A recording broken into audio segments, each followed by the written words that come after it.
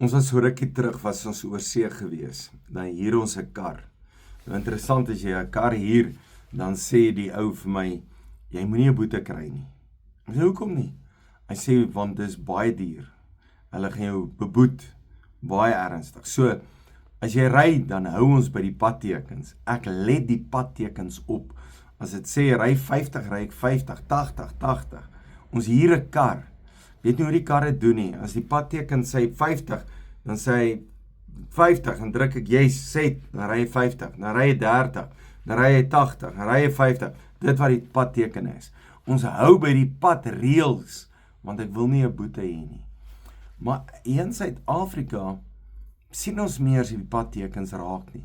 Hulle het klomp borde en ons ry maar net. Jy weet nie eens meer lekker wat die spoed hier tussen ons en tuinplaas is nie. Wat is die padteken? Op die N1 weet ek, ek moet 120 ry, daar is baie ons wat my wil aftrek, en dan jippe ons om ook nog so bietjie.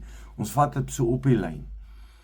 En ek kom agter, dat ons let nie eens met die padtekens op nie.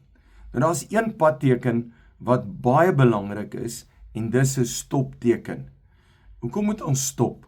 Ons moet stop, want ek moet kyk vir ander karre, ek moet kyk vir voetgangers, vir fietsryers, ek moet stop links, regs kyk, want dis gevaarlik, ek moet stop. Ons kry 'n 4-rigting stop, of 'n 3-rigting stop, maar ek kom agter, ons gebruik 'n stopteken, soos toegeeteken, en ons ry net, kyk of dit skoon is, dan ry ons net, ons nie bang ons gaan gevang word, en ons bang daar is gevaar nie. Ongelukkig, in ons geestelike lewe is dit net so dieselfde. Ons gaan leef net, ons gaan net aan. Ag, ek so right. Maar eintlik is daar padtekens, geestelike tekens wat die Here ons gee, dat ons veilig moet wees. En ek dink een van die goed is om te stop. God wil hê daar's goed in jou lewe wat jy moet stop. Nou ek kan oor baie goed praat in jou lewe om te stop. Stop om te lieg, stop om te skinder, stop om so kwaad te wees, stop om nie vriendelik te wees nie, stop om afgunstig te wees, jaloers te wees. Klomp sulke dinge kan ek met jou praat.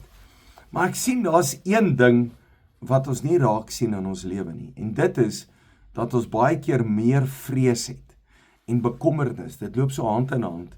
Ek het vrees, gaan my kinders werk hê?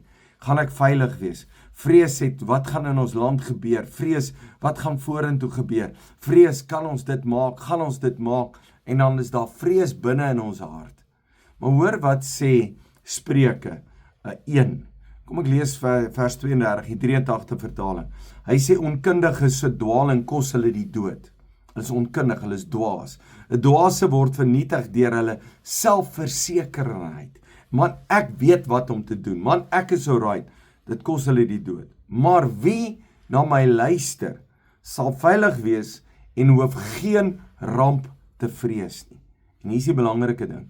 As jy vir die Here luister, as jy vir die stop, ek stop om te vrees, ek luister vir die Here, hoef jy niks te vrees nie, jy hoef niks bang te wees nie. Jy hoef bang te wees vir 'n ramp nie, jy hoef nie bang te wees iets gaan met my gebeur nie, want die Here praat met my. En ek kom agter, mense wat goed beleef het, baie goed beleef het, as met hulle praat, en die Here hulle eintlik gewaarsku voor die tyd. Hulle het net nie geluister nie. Dat die Here praat met ons. Ek self partykeer mis dit, en ek luister nie vir die Here nie. Dan het die Here my gewaarsku, dan het die Here met my gepraat voor die tyd. En ons moet leer om te kan luister. Nou dit beteken, die Here sê, gaan kyk of die hek toe is, kyk of die alarm aan is, maak seker jou kar is gesluit, stop op die regte plek, moenie daar stop nie, ry links, ry regs, die Heilige Gees wat met jou praat, en dalk moet ons meer bid en vra, Here, gee vir my wysheid, ek wil nie 'n dwaas wees nie, ek wil nie in dwaling na die dood toe gaan nie, maar ek hoef niks te vrees, as God met my is nie. En ek wil vir jou vra, stop om te vrees, en luister vir die Here. Nou dit help nie, jy stop net by die stopteken, en daar stop jy nie, jy moet ry, jy moet wegtrek. Nou sê ek vir jou, stop en luister vir die Here. Stop en vra, Here, wat moet ek doen? Stop en sê, Here, gee vir my wysheid, help my asseblief. En jy sal sien hoe die Here jou help. Dankie dat jy luister, jy's 'n great blessing.